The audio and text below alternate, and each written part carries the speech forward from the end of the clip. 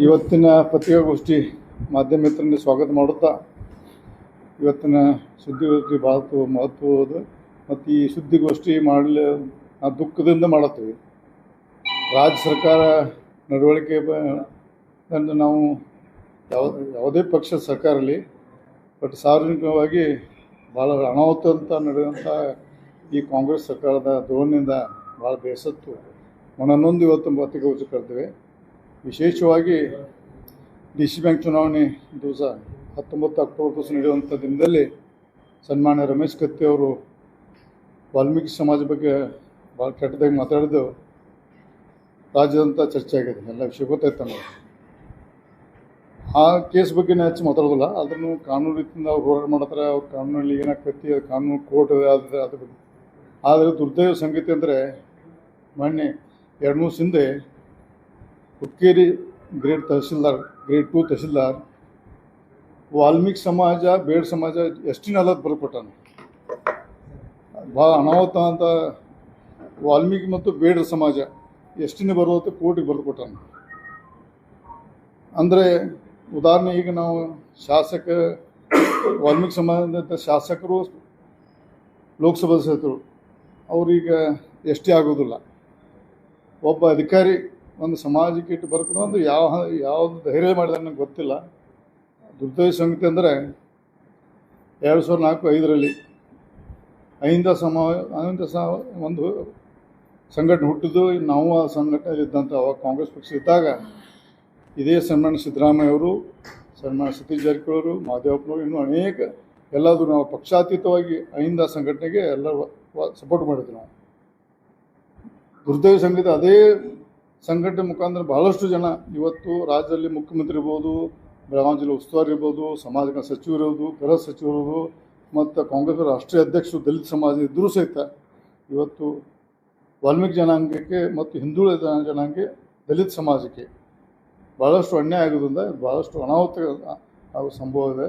ಅದಕ್ಕೆ ಇದೊಂದು ಭಾಳ ಪತ್ರಿಕಾಗೋಷ್ಠಿ ಭಾಳ ಗಂಭೀರವಾಗಿ ತಗೊಂಡು ಇವತ್ತು ನಾವು ರಾಜ್ಯ ಸರ್ಕಾರಕ್ಕೆ ಮತ್ತು ಕೇಂದ್ರ ಸರ್ಕಾರಕ್ಕೆ ನಾವು ಅತಿ ಶೀಘ್ರದಲ್ಲಿ ನಾವು ಲಿಖಿತ ಮೂಲಕ ನಾವು ಇಲ್ಲಿ ನಡೆಯುವಂಥ ಅನಾಹುತ ಒಂದು ದಲಿತ ಸಮಾಜಕ್ಕೆ, ವಿಶೇಷವಾಗಿ ಹಿಂದುಳಿದ ಸಮಾಜಕ್ಕೆ ಈ ಸರ್ಕಾರದ ರಕ್ಷಣೆ ಇಲ್ಲ, ನಮಗೆ ಕೇಂದ್ರ ಸರ್ಕಾರ ಮತ್ತು ಕೋರ್ಟು ರಕ್ಷಣೆ ಬರಬೇಕಂತ ಈ ಸಂದರ್ಭದಲ್ಲಿ ಕಾನೂನು ರೀತಿಯಿಂದ ಹೋರಾಟ ನಾವು ಈ ಬೀದಿ ಮುಂದಿನ ದಿನದಲ್ಲಿ ನಾವು ಬರೀ ವಾಲ್ಮೀಕಿ ಸಮಾಜ ಅಲ್ಲ, ಇಡೀ ದಲಿತ ಸಮಾಜ, ಹಿಂದುಳಿದ ಸಮಾಜ ಅಂತ ಅಹಿಂದ ಸಮಾಜದ ನಾವು ಯಾಕಂದ್ರೆ ಬರೀ ನೇತೃತ್ವಿಸ್ಕೊಂಡು ರಾಜಕೀಯಕ್ಕೋಸ್ಕರ ಫಾಯ್ದೆ ಮಾಡ್ಕೊಂಡು ಇವತ್ತು ಬಾಯಿ ಸುಕ್ಕುವಂಥ ನಾಯಕರ ಬಗ್ಗೆ ಭಾಳಷ್ಟು ಮನನೊಂದು ನಾವೇ ಇನ್ನು ಕೈಗೆ ಎತ್ತಿಕೊಳ್ಬೇಕನ್ನೋ ಸಂದರ್ಭದಲ್ಲಿ ಇವತ್ತು ಪತ್ರಿಕಾಗೋಷ್ಠಿ ಮಾಡಿದ್ದೇವೆ.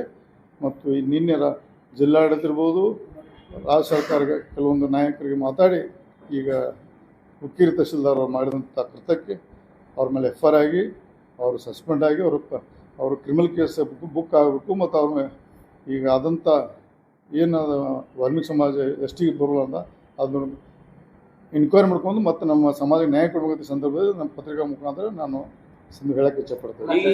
ಈಗ ಯಾವ ಕಾರಣಕ್ಕೆ ಬರೋದ್ರು ಸರ್? ಏನಂದ್ರೆ ಈಗ ಯಾಕೆ ಅಂತಾರೆ? ಈಗ ಯಾಕಂದ್ರೆ ವಾಲ್ಮೀಕಿ ಸಮಾಜ ಇರೋದು ಎಲ್ಲ ಡಾಕ್ಯುಮೆಂಟ್ ಇದಾವೆ, ಸತೀಶ್ ಜಾರಕಿಹೊಳಿ ಗೆದ್ದಿದ್ದು ರಿಸರ್ವೇಶನ್ ಕಾನ್ಸ್ಟಿಟ್ಯೂನ್ಸಿ ಒಳಗೆ. ಈಗ ಯಾವ ವಿಷಯ ಇಟ್ಕೊಂಡು ಅವರು ರಮೇಶ್ ಕತ್ತಿ ಅವರ ಒಂದು ಇಂಟ್ರೆಸ್ಟ್ ಬಿಲ್ ಅವ್ರು ಕೇಳ್ತರು ಹೈಕೋರ್ಟ್ನಲ್ಲಿ.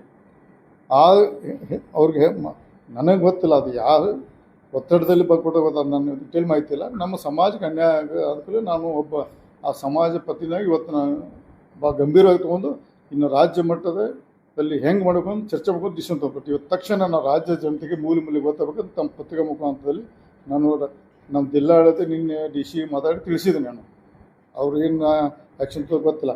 ನಮ್ಮ ರಾಜ್ಯ ಮಟ್ಟದಲ್ಲಿ ಎಲ್ಲ ಜಿಲ್ಲೆಯಲ್ಲಿ ಎಲ್ಲ ಜನರಿಗೆ ಮುಟ್ಟಬೇಕಾದ್ರೆ ನಮ್ಮ ಸಮಾಜ ಇರ್ಬೋದು. ಇವತ್ತು ವಾಲ್ಮೀಕಿ ಆಗಿದೆ, ನಾಳೆ ಹರಿಜನರಿಗೆ ಆಗ್ತದೆ, ನಾಳೆ ಹಿಂದೂ ಸಮಾಜಕ್ಕೆ ಆಗ್ತದೆ. ಎಲ್ಲ ಎಚ್ಚೆತ್ತುಕೊಳ್ಬೇಕಂತ ಈ ಸಂದರ್ಭ ಮನವಿ ಮಾಡ್ಕೊಳ್ತೀವಿ.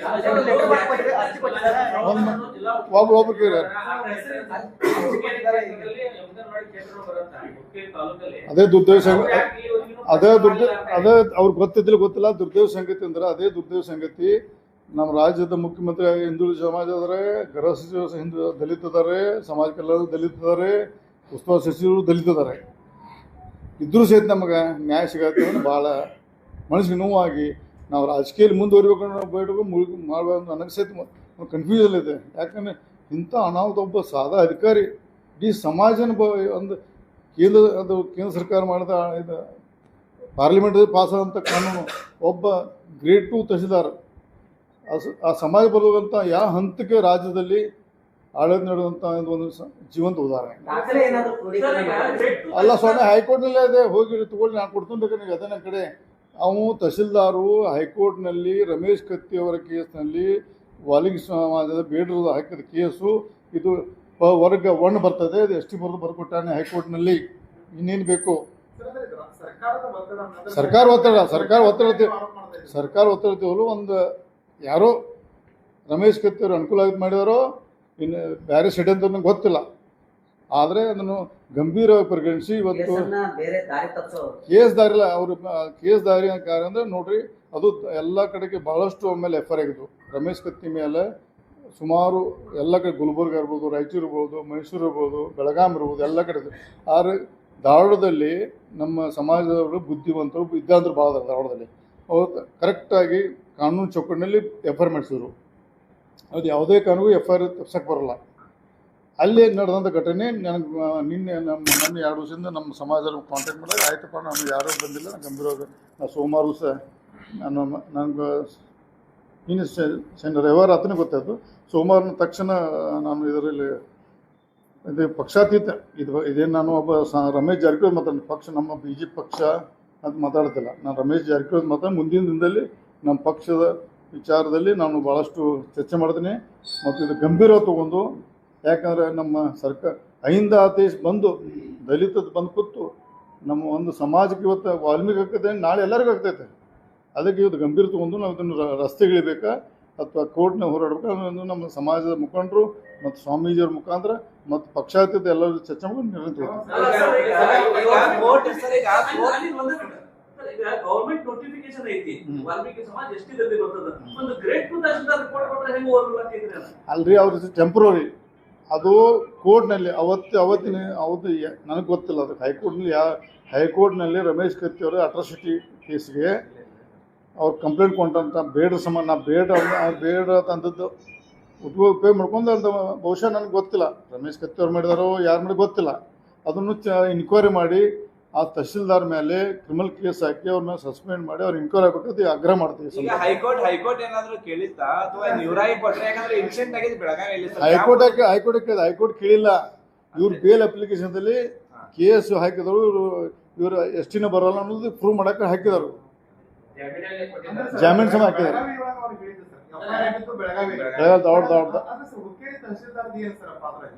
ಅಲ್ಲೆಲ್ಲ ಸ್ವಾಮಿ ಎಲ್ಲ ಎಲ್ಲೇ ಎಫ್ಐಆರ್ ಆದರೂ ಅಲ್ಲೇ ಟ್ರಾನ್ಸ್ಫರ್ ಆಗಬೇಕು.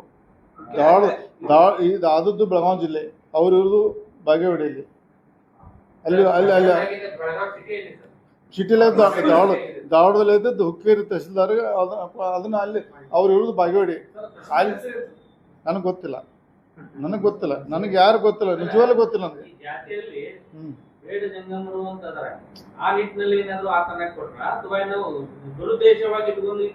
ಇದು ಟೆಂಪರರಿ ಅಂದ್ರೆ ಇವತ್ತು ಷಡ್ಯಂತ್ರ. ಹಿಂಗೆ ಬಿಟ್ಟರೆ ಮುಂದೆ ದಿನದಲ್ಲಿ ನಾವು ವಾಲ್ಮೀಕಿ ಜನಾಂಗ ಎಷ್ಟೆಲ್ಲ ಪ್ರೂವ್ ಮಾಡ್ತಾರೆ. ಹಿಂಗೆ ಬಿಟ್ಟರೆ ಇದು ಸ್ಟಾರ್ಟು. ಯಾಕೆ ಮೊದಲೇ ನಮ್ಮ ಸಮಾಜಕ್ಕೆ ಭಾಳಷ್ಟು ಪದೇ ಅನ್ಯಾಯ ಆಗ್ತೈತೆ.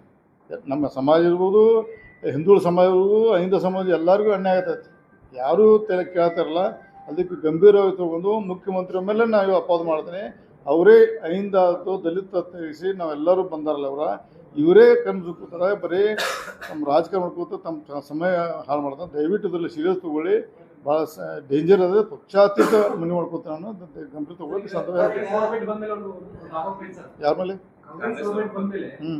ನಾಗೇಂದ್ರ ಅವರು ರಾಜೀನಾಮೆ ಕೊಡ್ತಿದ್ರು, ಬಳಿಕ ಪೊಲೀಸ್ ಅವರು ಆಯ್ತು, ಆಮೇಲೆ ರಾಜಣ್ಣನವ್ರನ್ನು ಹೊರ ಹಾಕಿದ್ರು. ವ್ಯವಸ್ಥಿತವಾಗಿ ಏನಾದ್ರು ಈ ಸಮಾಜವನ್ನು ನೋಡ್ರಿ, ಸಮಾಜದ ಅವರವ್ರು ನೋಡ್ರಿ, ಅವರ ಸಂದರ್ಭ ಅನುಗುಣವಾಗಿ ಅವ್ರು ತಪ್ಪು ಮಾಡೋದಕ್ಕೆ ಆಗೈತಿ. ಎಲ್ಲರೂ ಅದನ್ನು ಪೂರ್ಣ ಅದು ಕಾಂಗ್ರೆಸ್ ಪಕ್ಷ ಆಂತರಿಕ ಸಮಸ್ಯೆ, ನನಗೆ ಸಂಬಂಧ ಇಲ್ಲ. ಅದು ನಾನು ಇವತ್ತು ಬಂದದ್ದು ST ಸಮಾಜ, ಅಹಿಂದ ಸಮಾಜ, ಹಿಂದುಳಿದ ಸಮಾಜಕ್ಕೆ ಅನ್ಯಾಯ ಪದೇ ಬಿಟ್ಟರೆ ನಾವು ಭಾಳ ಡೇಂಜರ್ ಆಗಿರೋದಾಗ ನಾವು ಎಚ್ಚರಿಕೆ ಈ ಸಂದರ್ಭದಲ್ಲಿ ತಮ್ಮ ಮುಖಾಂತರ ರಾಜ್ಯದ ಮೂಲೆ ಮೂಲೆ ಜನತೆಗೆ ಮನವಿ ಮಾಡ್ಕೊಳ್ತೀನಿ. ಈ ವಿಚಾರವನ್ನು ಮುಖ್ಯಮಂತ್ರಿಗಳ ಗಮನಕ್ಕೆ ಏನಾದ್ರು ನಾನು ಅಧಿವೇಶನದಲ್ಲಿ ನಾನು ನೋಡಿ ನಾನು ಸ್ವಾಮೀಜಿಯವ್ರು ಮಾತಾಡ್ತೀನಿ ನಾನು ಕೊಡ್ತೀವಿ ಅದನ್ನು ಕೋರ್ಟ್ನಲ್ಲಿ ಕೊಟ್ಟು ಅಫಿಡವಿಟ್ ಕೊಟ್ಟು ಅವರು ಅಡ್ವೊಕೇಟ್ ಹೈಕೋರ್ಟ್ನಲ್ಲಿ ಇದು ಬಹುಶಃ ಧಾರವಾಡ ಹೈಕೋರ್ಟ್ ಬೆಂಗಳೂರು ಹೈಕೋರ್ಟ್ ಗೊತ್ತಿಲ್ಲ, ಅಲ್ಲಿ ಹೈಕೋರ್ಟ್ನಲ್ಲಿ ಇವರು ಬೇಡರು ಎಸ್ ಟಿ ಬರೋಲ್ಲ ಅಂತ ಅಷ್ಟು ಬೇಲಾಗೈತೆ ಅದು. ಸರ್, ಈಗ ತಾವೇ ಹೇಳಿದ್ರಿ ಉಸ್ತುವಾರಿ ಸಚಿವರು ದಲಿತರಿದ್ದಾರೆ, ಸಮಾಜ ಕಲ್ಯಾಣ ಇಲಾಖೆ ದಲಿತರಿದ್ದಾರೆ, ಜೊತೆಗೆ ನಾಗರಿಕ ಹಕ್ಕುಗಳ ಅಧಿಕಾರಿ ಕೂಡ ದಲಿತರಿದ್ದಾರೆ ಅಂತ. ಅಧಿಕಾರದಲ್ಲಿದ್ದಲ್ಲ, ಅಲ್ಲ, ಅವರು ಅಧಿಕಾರಿ ಇಲ್ಲ, ತಪ್ಪು ಹೇಳಿ ಮಿಕ್ಸ್ ಮಾಡಬೇಡಿ. ಅಧಿಕಾರ ಹೇಳಿಲ್ಲ ನಾವು, ನೀಲೆಲ್ಲ ಇದು ಕ್ಲಿಯರ್ ಮಾಡ್ಕೊಳ್ಳಿ. ನೀವು ಅಧಿಕಾರ ಅಂದಿಲ್ಲ ನಾನು. ಇರುವ ಮುಖ್ಯಮಂತ್ರಿ ಅಧಿಕಾರಿ ಇದ್ದಾರು. ನಮಗೆ ನ್ಯಾಯ ಸಿಕ್ತಿಲ್ಲ ಅಂತ ಹೇಳಿದ್ರಿ, ಉಸ್ತುವಾರಿ ಸಚಿವರು ಇದ್ದಾರೆ, ಅವ್ರಿಗೆ ಏನ್ ಹೇಳ್ತೀರಿ ಸರ್? ಅವ್ರಿಗೆ ಮನವಿ ಮಾಡ್ಕೋದು ನಿಮ್ಮ ಮುಖಾಂತರ ನಾವು ಅವ್ರಿಗೆ ನೀವು ಹೇಳಬೇಕು. ನಾವು ನಮ್ಮ ಮನೆಯಲ್ಲಿ ಅವರು ಉಸ್ತುವಾರಿ ಸಚಿವರು, ಅವರು ಅದ ಸಮುದಾಯ ಬಂದಂಥವ್ರು, ಎಸ್ ಟಿ ರಿಸರ್ವ್ ಕೌನ್ಸಿಲ್ ಆರಿಸಿ ಬಂದವರು. ನಾ ಜನರಲ್ಲಿ ಬಂದೀನಿ, ನನಗೆ ಸಂಬಂಧ ಇಲ್ಲ.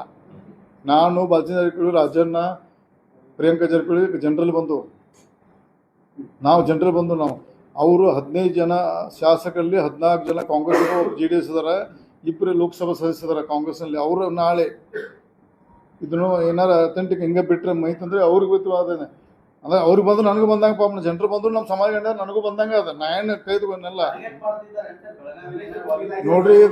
ಇದು ಬೇಡ ಸರ್, ಇದು ಭಾಳಷ್ಟು ಸಮಸ್ಯೆ, ಭಾಳಷ್ಟು ಕೆಟ್ಟ ಇದೆ. ಅದನ್ನು ಭಾಳ ಗಂಭೀರ ತಗೋಬೇಕು, ಭಾಳ ಲೈಟ್ ತಗೊಳ್ಳೋದು. ಮುಖ್ಯಮಂತ್ರಿಯಲ್ಲಿ ಮನವಿ ಮಾಡ್ಕೋತೀನಿ.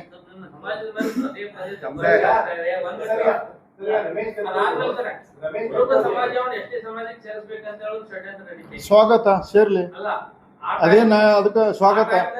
ಅವರು ಬರಲಿ. ಆದ್ರೆ ನನ್ನ ಒಟ್ಟೆ ರಿಕ್ವೆಸ್ಟ್ ಸರ್ಕಾರಕ್ಕೆ, ಎಷ್ಟು ಬರ್ತಾರೆ ಪರ್ಸೆಂಟೇಜ್ ಮಾಡಿ, ಇಷ್ಟೇ ನನ್ನ ರಿಕ್ವೆಸ್ಟ್. ಎಲ್ಲರಿಗೂ ಮೋಸ್ಟ್ ವೆಲ್ಕಮ್.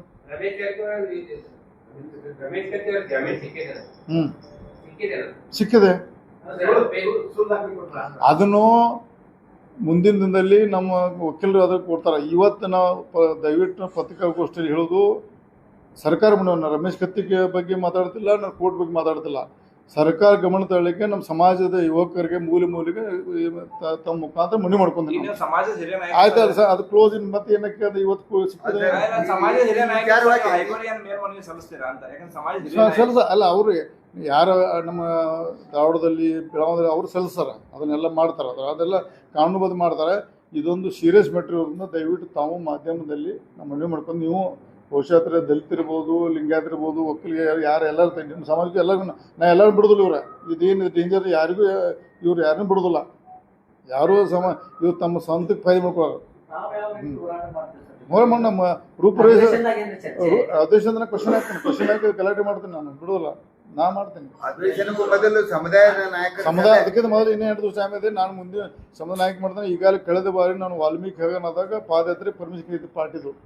ಅವಾಗ ಏನಕ್ಕೆ ಯಾಕೆ ಕೊಡ್ಲಿಕ್ಕೆ ಗೊತ್ತಾ, ಬಹುಶಃ ನನ್ನ ಅಂದಾಜು ಹೈಕಮಾಂಡ್ ಕೊಡ್ತಿದ್ರು. ನಮ್ಮ ಯಾರು ನಮ್ಮಲ್ಲಿ ಮುಖ್ಯಸ್ಥರಲ್ಲ, ಅದು ಸರಿಯಾಗಿ ಅಲ್ಲಿ ಬ್ರೀಫ್ ಮಾಡ್ಲಿಕ್ಕೆ. ಅದಕ್ಕೆ ಮುಂದಿನ ವಾರ ನಾನು ಹೋಗಿ ಅಮಿತ್ ಶಾ ಅವರು, ನಡ್ಡಾ ಅವ್ರ ಭೇಟಿಯಾಗಿ ನಾನು ಇದನ್ನು ದೊಡ್ಡ ಸಮಾಜಕ್ಕೆ ಅನ್ಯಾಯ ಆಗೈತೆ, ವಿಶೇಷವಾಗಿ 74% ವೋಟರ್ಸ್ ಇದ್ದಂಥ ಸಮುದಾಯಗಳಿಗೆ ಅನ್ಯಾಯ ಆಗ್ತೈತೆ. ನೀವು ಅಮಿತ್ ಶಾ ಅವರು, ನಡ್ಡಾ ಅವರು, ನಮ್ಮ ಉಸ್ತುವಾರಿ ಅವರು ಇದರಲ್ಲಿ ಅವರು ಇನ್ವಾಲ್ವ್ ಆಗಬೇಕು ರಿಕ್ವೆಸ್ಟ್ ಮಾಡೋದು. ಮುಂದಿನ ಬೆಳಗಾವಿ ಹಿರಿಯ ರಾಜಕಾರಣಿ ಸರ್ 3 ಬಾರಿ ಜಿಲ್ಲಾ ಉಸ್ತುವಾರಿ ಸಚಿವರಾಗಿ ಕೆಲಸ ಮಾಡಿದ್ರಿ. ಒಬ್ಬ ಗ್ರೇಟ್ ತಹಶೀಲ್ದಾರ್ ಏನು ಮಾಹಿತಿ ತಗೊಂಡ್ರಿ ಅಂತ ಅವ್ರ ಜೊತೆ? ನಾನು ನಿನ್ನೆ DC ಮಾತಾಡಿದ್ದೀನಿ. ನಾನು ನಾಳೆ ಪ್ರಶ್ನೆ ಮಾಡೋದು, ಅದಕ್ಕೆ ಪೂರ್ವದಲ್ಲಿ ನೀವೆಲ್ಲ ಚೆಕ್ ಮಾಡ್ಕೊಳ್ಳಿ. ಅಕಸ್ಮಾತ್ ನಾ ಏನಾರ ನಂಗೆ ತಪ್ಪರಿಗೆ ಇಮಿಡಿಯೇಟ್ ನಂಗೆ ತಿಳಿಸಿ, ನಾ 12 ಪರಿಸ್ಥಿತಿ ಇಲ್ಲ ಸೌಕರ ಹಂಗೆ ಹೇಳಿ ರದ್ದು ಮಾಡೋದು ಹೇಳಿದ್ದೆ ನಾನು. ನಾ ಯಾಕೆ ಒಂದು ಸರ್ಕಾರ ಅಪೋಸ್ ಮಾಡೋದು ಜವಾಬ್ದಾರಿ ಸ್ಥಾನ ಇದ್ದಾಗ ನಾನು ಸುಳ್ಳು ಪತ್ರಿಕಾಗೋಷ್ಠಿ ಮಾಡಬಾರ್ದು. ಇಲ್ಲ ಅಂದ್ರೆ ಅದು ಅವ್ರು ಹೇಳಿ ಅಂದ್ರೆ ಅದು ಕರೆ ಇರ್ಬೇಕಲ್ಲಿ. ನಾನು ಎಷ್ಟೊಂದು ಇಸಿಗೆ ಹೇಳಿದ್ದೀನಿ. ನಾಳೆ ಸಂಡೇ ಇತ್ತು, ನಿನ್ನೆ ನಾನು ನಾಳೆ 12 ಪ್ರಶ್ನೆ ನಮ್ಮ ST ಅಂತ ದೊಡ್ಡ ಗಂಭೀರ ಸಮಸ್ಯೆ ಇದೆ. ನಾಳೆ 12 ಪ್ರಶ್ನೆ ಮಾಡ್ತೇನೆ ನಾನು. ಅದಕ್ಕೆ ಪೂರ್ವದಲ್ಲಿ ನೀವು ಎಲ್ಲ ಚೆಕ್ ಮಾಡ್ಕೊಳ್ಳಿ, ನಾನು ಮಾಡೋ ಅಂತ ಹೇಳಿದ್ದೀನಿ. ನನಗೆ ಹೇಳಿದ್ರೆ ಅದ್ರ ಬಗ್ಗೆ ಸರಿ ಅಥವಾ ಗಂಭೀರ ತೊಗೊಂಡ್ರು, ಎರಡು ಅರ್ಥ ಆಕವು. ಸರಿ ಇರ್ಬೋದು, ಗಂಭೀರ ತೊಗೊಂಡಿರು, ಎರಡು ಸರಿ. ಹಿಂಗೆ ಆಗೈತೆ ಅಂತ ಹೇಳಿ ಸಮುದಾಯದ ನಾಯಕರಿಗೆ, ಸ್ವಾಮಿಗಳಿಗೆ ಅದು ಏನ್ರಿ ವಿಚಾರ ನಾನು ಇವತ್ತು ನಿಮ್ಮ ಮುಖಾಂತರ ಮನವಿ ಮಾಡ್ಕೊಂಡ್ರೆ ನಾನು ಇವತ್ತು ಸ್ಟಾರ್ಟ್ ಮಾಡ್ತೀನಿ. Yes sir. ರಾಜ್ಯ ರಾಜಕಾರಣದಲ್ಲಿ 2 ವರ್ಷ ಮುಗಿತು ಈ ಸಿದ್ದರಾಮಯ್ಯನವರು. ಇದಾದ ನಂತರ ಡಿ.ಕೆ. ಶಿವಕುಮಾರ್, ಸತೀಶ್ ಜಾರಕಿಹೊಳಿ ಅವರು, ಇವರು ಪರಮೇಶ್ವರ್ ಅವರು ಮುಖ್ಯಮಂತ್ರಿ ಆಗಬೇಕಂತ ಹೇಳಿ ರಾಜ್ಯದಲ್ಲಿ ಬೇರೆ ಬೇರೆ ಜನ ಮಾತಾಡ್ತಾ ಇದ್ದಾರೆ. ಅದರಲ್ಲಿ ನಿಮ್ಮ ಪಕ್ಷದವರಾಗಿರ್ಬೋದು, ಬೇರೆ ಬೇರೆ ಪಕ್ಷದವರು, ಅವ್ರು ಸ್ವತಃ ಕಾಂಗ್ರೆಸ್ ಪಕ್ಷದವರು. ಅದಕ್ಕೆ ತಮ್ಮ ಅಭಿಪ್ರಾಯ ಏನು ಅಂತ ಹೇಳಿ? ಅದು ನಮ್ಮ ಡ್ಯೂಟಿ ಅಲ್ಲ. ನಮ್ಮ ಪಕ್ಷ BJP ಪಕ್ಷ ವಿರೋಧ ಪಕ್ಷದ ನಾಯಕರಾಗಿ ಕೆಲಸ ಮಾಡ್ತೇವೆ. ಅವ್ರು ಯಾರು ಅವ್ರ ಪಕ್ಷದ ಆಂತರಿಕ ಸಮಸ್ಯೆ ಯಾರೇ ಮಾಡ್ಕೊಳತ್ತೆ CM ಅವರು ನಾವು ಸ್ವಾಗತ. ಅಲ್ಲಿ ಬರೀ ಅದೇ ಚರ್ಚೆ ಆಗಿದೆ, ಡೆವಲಪ್ಮೆಂಟ್ ಬಗ್ಗೆ ಚರ್ಚೆ ಆಗ್ತಿಲ್ಲ ಸರ್. ಅಲ್ರಿ ಬಹುಮತ ಇರೋ ಸರ್ಕಾರ ಈಗಲ್ಲ, ಕಾಂಗ್ರೆಸ್ ಪಕ್ಷದಾಗ BJP ಇದ್ದಾಗಲ್ಲ, ಸುಳ್ಳಾದ ಮಿಕ್ಸ್ ಮಾಡಬೇಡಿ. ನಾವು ಕಾಂಗ್ರೆಸ್ ಪಕ್ಷದಾಗ ಹೇಳಿದ್ದೆ, ಅದು ಈಗ ಇವತ್ತಲ್ಲ, ನಾವು BJP ಪಕ್ಷ ಬಂದು ಹೇಳಿ. ಸರ್ ಇನ್ನೊಂದು ವಿಚಾರ, ಇತ್ತೀಚೆಗೆ ದೇವೇಗೌಡರು ಒಂದು ಹೇಳಿಕೆಯನ್ನು ಕೊಡ್ತಾರೆ. ಏನಂತಂದ್ರೆ ಸಿದ್ದರಾಮಯ್ಯ ವಿಚಾರಕ್ಕೆ ಸಂಬಂಧಪಟ್ಟಂತೆ ಸಿದ್ದರಾಮಯ್ಯದಿಂದ ಸರ್ಕಾರ ಇದು ಪತನ ಆಯ್ತು, ಒಂದು ವಿಚಾರ, ಈ ವಿಚಾರಕ್ಕೆ ಸಂಬಂಧಪಟ್ಟಂತೆ ಪತನ ಆಗತ್ತೆ ಅನ್ನೋ ಮಾತನ್ನ ಹೇಳ್ತಾರೆ. ಈಗ ಆಕತ್ತ ಹಿಂದೆ ಆಕತ್ತೆ, ಯಾವ್ದು ಎಂದನೂ ಆಗಿರ್ಬೋದು, ಈಗ ನನಗೆ ಗೊತ್ತಿಲ್ಲ. ನಾನು ನೋಡಿದ ಪತ್ರಿಕಾದಲ್ಲಿ ಓದಿದ್ದೆ, ಟಿವಿಯಲ್ಲಿ ನೋಡಿಲ್ಲ. ನನಗೆ ದೇವೇಗೌಡರು ಹಿರಿಯ ನಾಯಕರು, ಅವ್ರು ಹೇಳಿದಂಥ ವಿಷಯಕ್ಕೆ ನಾನು ಕೌಂಟ್ರಾಗಿ ಹೇಳಕ್ಕೆ ಸಣ್ಣ ಹುಡುಗ. ಅವರು ದೊಡ್ಡ ಮನುಷ್ಯ, ಅವರು ಪ್ರಧಾನಮಂತ್ರಿ ಆದರು. ಆದರೆ ನಾನು ಒಂದು ಯಾಕಂದರೆ ಆಪರೇಷನ್ ಕಮ್ಮಿ ಟೈಮ್ದಲ್ಲಿ ಮೇನ್ ಸೂತ್ರನ ಇರೋದು ನನಗೆ ಅನುಭವ ಇದ್ದದ್ದು ನಾನು ಹೇಳ್ತೇನೆ. ದಯವಿಟ್ಟು ಯಾವ ಹೆಂಗಲ್ಲೇ ದೇವೇಗೌಡ ಸಾಹೇಬರು ಹೇಳಿದ್ರೆ ಗೊತ್ತಿಲ್ಲ. ಆದರೆ ರಾಜ್ಯ ಸರ್ಕಾರ ಅವತ್ತಿನ ಕುಮಾರಸ್ವಾಮಿ ಸಮಸ್ಯೆ ಬೆಳಕ್ಕೆ ಕಾರಣ ಮೂಲ ಕಾರಣ ಡಿ.ಕೆ. ಶಿವಕುಮಾರ್. ಎಲ್ಲ ಪ್ರತಿಯೊಬ್ಬ ಸಣ್ಣ ಹುಡುಗ ಗೊತ್ತೈತೆ ರಾಜ್ಯದಲ್ಲಿ. ಸುಮ್ಮನೆ ಪಾಪ ಸಿದ್ದರಾಮಯ್ಯ ಅವ್ರನ್ನ ಇದ್ರೊಳಗೆ ಅವ್ರ ಬಗ್ಗೆ ನಾನು ಸಪೋರ್ಟ್ ಮಾಡೋದಿಲ್ಲ, ಅವ್ರಿಲ್ಲ. ಅವರಿಗೆ ಈ ಥರಲ್ಲಿ ಗೊತ್ತಿಲ್ಲ. ನಾ ಯಾಕಂದ್ರೆ ಮೇನ್ ಪರ್ಸನ್ ಇದ್ದಂದರೆ ನನಗೆ ಗೊತ್ತೈತೆ. ಆ ಸರ್ಕಾರ ತೆಗೆದಾಗ ನಾನೇ ಇದ್ದೆ, ಅವಾಗ ನನ್ನ ಜೋಡಿ ನಮ್ಮ ಮಿತ್ರ ಮಂಡಳಿ ಇತ್ತು, ನಾವು ಒಬ್ಬಲ್ಲೇ ಎಲ್ಲ ಕೂಡಿದ ಸರ್ಕಾರ ಕೇಳೋದು. ಆದರೆ ಮೇನ್ ಸ್ಟಾರ್ಟ್ ಮಾಡೋದು ನಾನು. ಆವಾಗ ಈಗಿನ ಮುಖ್ಯಮಂತ್ರಿ ಸಿದ್ದರಾಮಯ್ಯಗೆ ಆಪರೇಷನ್ ಸಂಬಂಧ ಇಲ್ಲ. ದೇವೇಗೌಡರವರು ಯಾವ ಹೆಂಗದ ಅವ್ರಿಗೆ ಗೊತ್ತಿದ್ದು ಗೊತ್ತಿಲ್ಲ, ಅವ್ರು ಕೇಳ್ರಿ. ನನಗೆ ಗೊತ್ತಿದ್ದು ನನ್ನ ಪ್ರಕಾರ ನಾ ಪ್ರತಿಯೊಂದು ಹಂತದಲ್ಲಿ ಫ್ರಂಟ್ ಲೈನ್ ಇದ್ದ ಸರ್ಕಾರಕ್ಕೆ ಇದ್ದಾಗ ಡಿ.ಕೆ. ಶಿವಕುಮಾರ್ ಬೆಳಗಾವಿ ರಾಜಕೀಯದ ಹಸ್ತಮಾಡನ್ನು ನಾನು ಸರ್ಕಾರ ಕೇಳಿದ್ದೀನಿ. ಅದು ಇಡೀ ರಾಜ್ಯಕ್ಕೆ ಗೊತ್ತೈತಿ. ಇವತ್ತು ಪುನರುಚ್ಚರಣೆ ಮಾಡ್ತಾನೆ ಅದನ್ನು ಡಿ.ಕೆ. ಶಿವಕುಮಾರ್ ಬಿಟ್ಟು ಡಿ.ಕೆ. ಅವರಿಂದ ಸರ್ಕಾರ ಬಿತ್ತು. ಈಗ ನನಗೆ ಗೊತ್ತು. ಈಗ ಮುಂದಿನ ದೇವೇಗೌಡರು ಸಿದ್ದರಾಮಯ್ಯಿಂದ ಅಂದಾರ, ಮತ್ತೆ ಹೋಸಲೂ ಡಿ.ಕೆ. ಶಿವಕುಮಾರ್ ಕಾರಣಕ್ಕೆ ಸರ್ಕಾರ ಪತನ ಆಯ್ತು. ಈ ಬಾರಿ ಡಿ.ಕೆ. ಶಿವಕುಮಾರ್ ಕಾರಣಕ್ಕೆ ಪತನ ಆಗ್ಬೋದೇನು? ಅದು ನನಗೆ ಗೊತ್ತಿಲ್ಲ. ನಾಯಕ ಅವಾಗ ನಾವು ಕಾಂಗ್ರೆಸ್ ಇದ್ದಿದ್ದು. ಈಗ ನಾನು ಭಾರತೀಯ ಜನತಾ ಪಕ್ಷ ಶಾಸಕ, ಭಾರತೀಯ ಜನತಾ ಪಕ್ಷದ ನಿರ್ಣಯ ಇದ್ದು ಅದಕ್ಕೆ ನಾವು ಬದ್ದೇನೆ. ಆದರೆ ಇವತ್ತು ನನ್ನ ಅನಿಸಿಕೆ ನಮ್ಮ ಮನವಿ ಮಾಡ್ಕೋದಲ್ಲ. ನಾನು ಇವತ್ತಿನ ಸಂಘರ್ಷದಲ್ಲಿ ಭಾರತೀಯ ಜನತಾ ಪಕ್ಷ ತಟಸ್ಥಾಗಿ ಉಳಿಬೇಕಂತ ಮನವಿ ಮಾಡ್ಕೋತಾನೆ ತಮ್ಮ ಮುಖಾಂತರ. ಆ ರಾಡಿಯಲ್ಲಿ ಹೋಗಬಾರ್ದು. ನಾವು ವೇಟ್ ಮಾಡಬೇಕು. ಅವ್ರು ಏನು ಮಾಡ್ತಾರೆ, ಅವ್ರು ತಮ್ಮ ಕೆಲಸ ಅವ್ರು ಬಡದಾಡಲಿ, ಏನು ಬೇಕಾ ಮಾಡಲಿ, ಅವ್ರು ಹೊಲಸ್ಕೊಂಡು ನಮ್ಮ ಮೈ ಮೇಲೆ ಹಾಕೋಬಾರ್ದು. ನಾವು ಪೂರ್ವ ಪ್ರಮಾಣ ಸರ್ಕಾರ ತರಲಿಕ್ಕೆ ಚುನಾವಣೆಗೆ ಹೋಗೋದು ಒಳ್ಳೆಯದು, ನನ್ನ ಸ್ವಂತ ಅಭಿಪ್ರಾಯ. ಅದು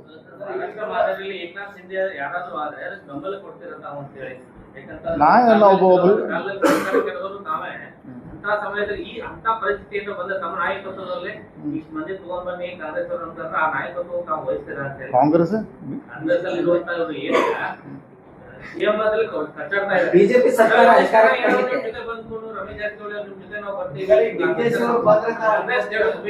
ನಾ ಡಿ.ಕೆ. ಶಿವಕುಮಾರ್ ನಾವು ಒಪ್ಪೋದಿಲ್ಲ. ಡಿ.ಕೆ. ಒಪ್ಪೋ ಪ್ರಶ್ನೆ ಇಲ್ಲ ಜೀವನದಾಗ. ಅದು ದೇವ್ರು ಏನು ಬುದ್ಧಿ ಕೊಟ್ಟು ನೋಡ್ತಾನೆ. ಅವಾಗ ದೇವ್ರು ಕೊಟ್ಟು ಬುದ್ಧಿ ಕೊಟ್ಟು ವಿಚಾರ ಮಾಡಿ ನಾವು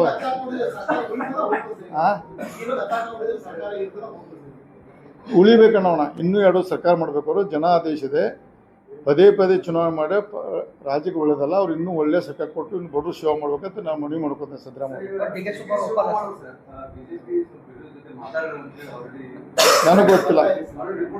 ನನಗೆ ಗೊತ್ತಿಲ್ಲ ಮಾಧ್ಯಮದಲ್ಲಿ ನನಗೂ ಹೈಕಮಾಂಡ್ ಭಾಳಷ್ಟು ಹತ್ತಿರದ ನೋಡಿಲ್ಲ.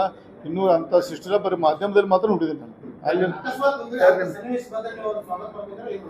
ದೇವರ ಬುದ್ಧಿ ಅವಾಗ ಏನು ಕೂಡ ನಾವು ನೋಡ್ತಾನೆ. ಈ ಸಂದರ್ಭ ಹೇಳಕ್ಕಿಲ್ಲ. ಆ ಟೈಮ್ದಾಗ ದೇವರ ಬುದ್ಧಿ ಕೂಡ ಆ ನಿರ್ಣಯ ತಗೋತಾನೆ. ಅವ್ನು ಒಪ್ಪು ಪ್ರಶ್ನೆ ಬರೋದಿಲ್ಲ ಜೀವನದಾಗ. ಡಿ.ಕೆ. ಶಿವಕುಮಾರ್ ಒಪ್ಪು ಪ್ರಶ್ನೆ ಬರೋದಿಲ್ಲ.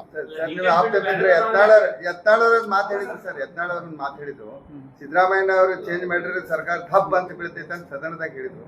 ಹಂಗೇನ್ರಿ ಆಗೋ ಚಾನ್ಸಸ್ ಇಲ್ಲ, ನನಗೆ ಗೊತ್ತಿಲ್ಲ. ನಾವು ದೇವರ ಪ್ರತಿಮೆ ಇವರು ಸರ್ಕಾರ ನಡೆಸಿ ಜನರು ತೂತು ಅನ್ಸ್ಕೋಬೇಕು. ಅವರು ಇನ್ನೂ 2 ನಡಿಬೇಕು ಅವ್ರ ಸರ್ಕಾರ.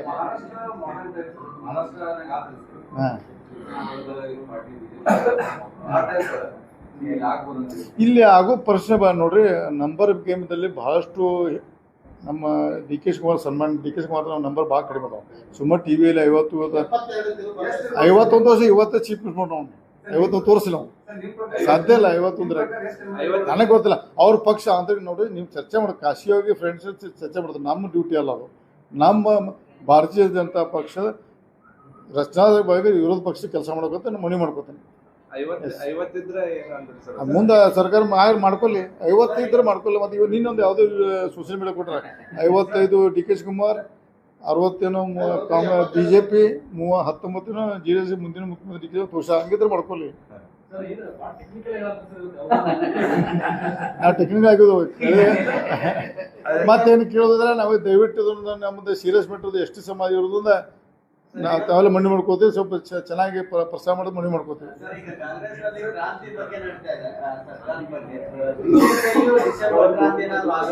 BJP ಆಗುದಿಲ್ಲ. ನಮ್ಮ ಹೈಕಮಾಂಡ್ ಏನು ಹೇಳ್ತಾರೆ ಬದ್ದು ನಾವು ಕ್ವಶನ್ ಇಲ್ಲ.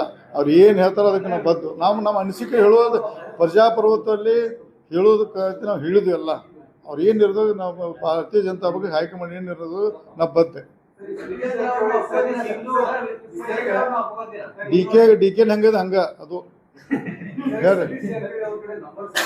ಹಾಂ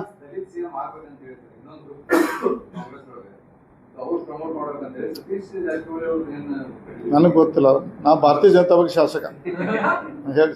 ಮತ್ತೇನ ಕ್ವಶನ್ ಇದ್ರೆ ಬೇಡ್ರಿ, ನೀವು ಮುಗಿಸ್ಬಿಟ್ಟ. ಎಲ್ಲ ರಾಜಕಾರಣದ ಮೊನ್ನೆ ಡೆವಲಪ್ಮೆಂಟ್ ಆಯ್ತು ಸರ್. ಹಾಂ ಅಂದ್ರೆ ಈಗ ಲಕ್ಷ್ಮೀ ಹೆಬ್ಬಾಳ್ಕರ್ ಅವರು, ಸತೀಶ್ ಜಾರಕಿಹೊಳಿ, ಬಾಲಚಂದ್ರ ಜಾರಕಿಹೊಳಿ ಕೂಡಿ ಅಂದ್ರೆ ಎಲ್ಲಾರು ಕೂಡಿ ಒಂದು ಡಿಸಿಷನ್ ಬ್ಯಾಂಕ್ ಎಲೆಕ್ಷನ್ ಮಾಡಿದ್ರು. ನಿಮ್ ಜೊತೆ ಚರ್ಚೆ ಅದಕ್ಕೆ ನಾನು ಸಂಗಮ ಕಣಿಲ್ಲ. ನೀವು ಪ್ರತಿ ಆ ಮೀಟಿಂಗ್ ತರ ಬಂದು ನಾನು ಮೀಟಿಂಗ್ ಮಾಡಕ್ಕೆ ಇಲ್ಲಿ IB ಬಂದ್ರು ಅವರು. ಕಡೆ ದಿವಸ ಕೆಲವೊಂದು ಇಲ್ಲ ಅದು ಸಹಮತ ಇಲ್ಲ ನಂದು. ಅದಕ್ಕೆ ಸಹಮತ ಅವ್ರು ವೈಯಕ್ತಿಕ ಅವ್ರು ಜಿಲ್ಲಾ ರಾಜಕಾರಣ ಕೂಡಿ ಮಾಡಿರ್ಬೋದು. ನಾನು ಸಹಮತ ಇಲ್ಲ, ಯಾವಾಗೂ ಇಲ್ಲ, ಮುಂದೂ ಇಲ್ಲ. ನಾನು ಸಹಮತ. ಗ್ರಾಮೀಣ ಕ್ಷೇತ್ರದಿಂದ ಸತೀಶ್ ಜಾರಕಿಹೊಳಿ ಅವ್ರ ಮಗ ಡಿಸಿಷನ್ ಬ್ಯಾಂಕ್ ಡೈರೆಕ್ಟರ್ ಆದ್ರು. ಗ್ರಾಮೀಣ ಅಲ್ಲ, ಬೆಳಗಾವಿ ತಾಲೂಕು ಮೂರು ಕಾನ್ಸ್ಟಿಟ್ಯೂನ್ಸಿ. ಗ್ರಾಮೀಣ ಅಲ್ಲ, ಬೆಳಗಾವಿ ತಾಲೂಕು. ಅದೊಂದು ಮತ್ತೆ ಅದು MK ಬರ್ತಿದ್ವು ಅವರು.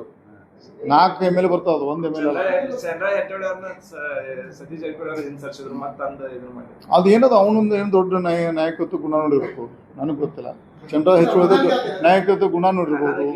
ತಾತ್ಪರ್ಯ ಹೊಂದಾಣಿಕೆ ಆಯ್ತು. ಇಲ್ಲ, ನನ್ನ ರಮೇಶ್ ಜಾರಕಿಹೊಳಿ ಹೊಂದಾಣಿಕಿಲ್ಲ, ನಾವು ಹೊಂದಾಣಿಕಿಲ್ಲ, ನಾ ಆಗೋದಿಲ್ಲ. ಅಭಿವೃದ್ಧಿ ದೃಷ್ಟಿಯಿಂದ ಉತ್ತರ ಕರ್ನಾಟಕ ಪ್ರತ್ಯೇಕ ರಾಜ್ಯ ಆಗಬೇಕಂದ್ರೆ ಇವರು ಕಾಗೇರಿ ಪತ್ರ ಬರೆದಿದ್ದಾರೆ. ತಮ್ಮ ಅಭಿಪ್ರಾಯ ಏನು? ಅಖಂಡ ರಾಜ್ಯಕ್ಕೆ ನಾ ಸಪೋರ್ಟ್. ಮತ್ತೇನು ಡೆವಲಪ್ಮೆಂಟ್ ಆಗ್ತಿಲ್ಲ ಆಗತ್ತಾ? ಯಾಕಾಗೋಲ್ಲ? ಆಕತ್ರಿ. ಬರೇ ಮಂತ್ರಿ ಬೇಕು, ನಾವು ನಿಗಮ ಬೇಕಂದ್ರೆ ಎಲ್ಲಿ ಅಭಿವೃದ್ಧಿ ಆಕತಿ? ಯಾರಾದ್ರೂ ಒಬ್ಬ ಕೆಲಸ ಮಾಡಿ ಕೆಲಸ ಆಕತಿ. ನಂಗೆ ಮಂತ್ರಿ ಬೇಕು, ನಿಗಮ ಬೇಕಂತ ಬರೀ ಅದ್ರ ಕಾಲ ಆಗ್ರ ಮಾಡಿ ಹೆಂಗೆ ಡೆವಲಪ್ ಆಕತಿ? ಯಾವುದು? ಅಭಿವೃದ್ಧಿ ವಿಚಾರದಲ್ಲಿ ಬೆಳಗಾವಿ ವಿಭಜನೆ ಬಂದಾಗ ಯಾವ ಕೂಡ ಒಂದಾಗಲ್ಲ. ಬೆಳಗಾವಿ ವಿಭಜನೆ ಬಗ್ಗೆ ನಮ್ಗೆ ಗೋಕಾಕ್ ಆಗಬೇಕು, ಜಿಲ್ಲಾ ಆಗಬೇಕೈತೆ. ಆದರೆ ಅದನ್ನ ಆಯೋಗದ ಅಡ್ಡ ಬರ್ತೈತೆ. ಸುಮಾರು ನಾವು ಸೀನಿಯರ್ ರಾಜಕಾರಣ ಇದ್ದು ಸುಮ್ಮನೆ ಸಣ್ಣ ಮಾತಾಡೋಕ್ಕಾಗಿಲ್ಲ. ನಾವು ಮಾಡ್ಬೇಕಂತ ಪ್ರಯತ್ನ ಮಾಡಿದಾಗ ಭಾಳಷ್ಟು ಒಂದ್ಸಲ ಫೈನಲ್ ಆಗಿತ್ತು. ಸಿದ್ದರಾಮಯ್ಯ ಮಂತ್ರಿ ಇದ್ದಾಗ ನಾವು ಉಸ್ತುವಾರಿ ಫೈನಲ್ ಮಾಡಿದಾಗ ಅವಾಗ ಸಮಸ್ಯೆ ಬಂದಿದೆ. ನಾವು ನಮ್ಮ ಗೋಕಾಕ್ ಜಿಲ್ಲೆ ಆಗ್ಬೇಕಂತ ನಂದು ಅಹಂಕಾರ ಅದ. ಸರ್, ಈಗ ರಾಜು ಕಾಗೆ ಅವರು ಪ್ರತ್ಯೇಕ ರಾಜ್ಯದ ಬಗ್ಗೆ ಹೇಳಿದಾಗ ಜನ ಮಾತಾಡ್ತಾ ಇದ್ದಾರೆ, ಜಿಲ್ಲಾನ ಹೊಡ್ಯಾಕ್ ಆಗಿಲ್ಲ ಇವರು, ರಾಜ್ಯ ಹೊಡ್ಯಾಕ್ ಹೊಂಟಾರ ಅಂತ. ಹೇಗೆ ಅದಕ್ಕೆ ನಾ ಅಖಂಡ ಕರ್ನಾಟಕ ಸಪೋರ್ಟ್ ಅಂತ ಹೇಳಿಬಿಟ್ಟು ನಾನು ಮತ್ತೆ ಅದು ಮಾಡೋಣ. Thank you. ಈಗ ನೀವು ಬಿಜೆಪಿ ಗೌರ್ಮೆಂಟ್ ಟೈಮ್ನಾಗ ಗಟ್ಟಿ ಬಸವಣ್ಣ ಏತ ನೀರಾವರಿ ಯೋಜನೆಗೆ ಶಂಕುಸ್ಥಾಪನೆ ಮಾಡಿದ್ರು ಸರ್. ಆ ನಂತರ ಅದು ಬಸವರಾಜ ಬೊಮ್ಮಾಯಿ ಬಂದು ಗೋಕಾಕ್ ದೊಡ್ಡ ಕಾರ್ಯಕ್ರಮ ಮಾಡಿದ್ರು. ಆ ನಂತರ ಅದ್ ಏನಾಯ್ತು ಸರ್, ವರ್ಕ್ ಏನು ಅನುದಾನ ಕೊಡ್ಲಿಲ್ಲ ಈಗಿನ ಗೌರ್ಮೆಂಟ್. ಅಂದ್ರೆ ಡಿ ಕೆ ಶಿವಕುಮಾರ್ ಅವ್ರು ಜಲಸಂಪನ್ಮೂಲ ಖಾತೆ ಇರೋ ಕಾರಣಕ್ಕೆ ನಿಮ್ಗೆ ಕ್ಷೇತ್ರ, ಯಾಕಂದ್ರೆ ಆ ಗೋಕಾಕ್ ಜನರು ಬಹಳ ನಿರೀಕ್ಷೆ ಇತ್ತು ಸರ್ ಆ ಯೋಜನೆ. ನೋಡೋಣ, ಈ ಸದ್ಯ ಇನ್ನೊಂದು 2 ವರ್ಷ ತಡೀನು, ಆಮೇಲೆ ಅವ್ರು ನೋಡಿ ಡಿವಿಷನ್ ಅಧಿವೇಶನ ಸಂಬಂಧ ಇಲ್ಲ, ಕ್ಯಾಬಿನೆಟ್ ಡಿಸಿಷನ್ ಅದು. ಅಧಿವೇಶನದಲ್ಲಿ ಕ್ಯಾಬಿನೆಟ್ದಾಗ ಮಾಡ್ಬೋದು, ಅಧಿವೇಶನ ಮಾಡ್ಬೇಕತ್ತಿಲ್ಲ.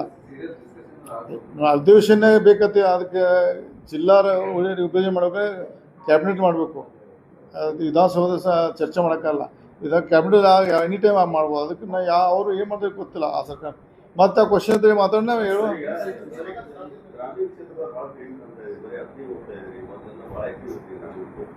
ಇಲ್ಲ, ಈಗ ಟೈಮಿಂಗ್ ರಾಂಗ್ ಅದು. ಈಗ ಮಾಡಿ ಇನ್ನೂ 2 ದಿವಸ ಇನ್ನೂ 2.5 ವರ್ಷ ಇಲೆಕ್ಷನ್ ಮಾಡಾರಲ್ಲ ನಮ್ಮ ಸರ್ಕಾರ. ನಮ್ಮ ಪಕ್ಷದ ಸಂಘಟನೆ ನಾವು ಯಾವಾಗಲೂ ಇತರ ಸೋಲುಗಳು ಮುಖ್ಯ ಅಲ್ಲ. ತೊಗೊಂದಿಲ್ಲ ಸೀರಿಯಸ್, ತೊಗೊಂದಿಲ್ಲ ಸೀರಿಯಸ್ ತೊಗೊಂಡು ನೆಕ್ಸ್ಟ್ ಟೈಮ್ ಮಾಜಿ ಮಾಡ್ದವ ಸೌದಿ. ನಾವು ಗ್ರಾಮೀಣದಲ್ಲೇ ಜನನ ಕೆಡ್ತಾರಲ್ಲ, ನಮ್ದೇ ಕೆಲಸ ಇಲ್ಲ. ಪಾರ್ಲಿಮೆಂಟ್ ನೋಡಿದ್ರಲ್ಲ, ನಾ ಬಂದ್ರೆ ವೇಸ್ಟ್ ಆಕೈತೆ, ಅದ ಹತ್ತನಿಗೆ ಜೋರು ಮಾಡ್ತಾನೆ.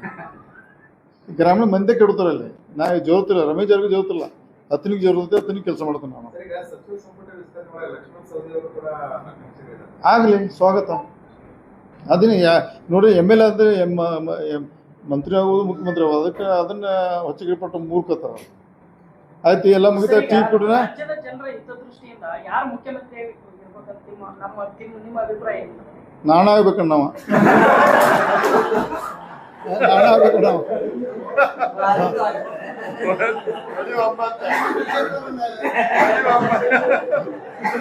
ಅದು ಯಾವಾಗ ಅನ್ಸುತ್ತೆ?